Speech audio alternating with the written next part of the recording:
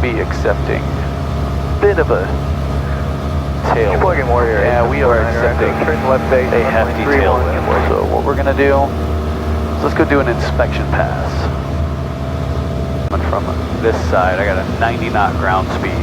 I am not touching the water at 90 knots.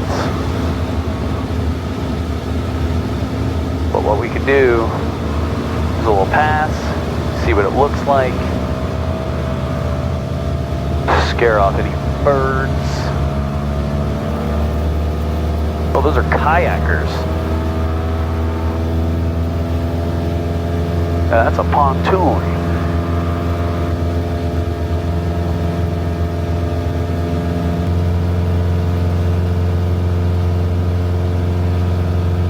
Make sure we don't have anybody else, any other birds coming up behind them.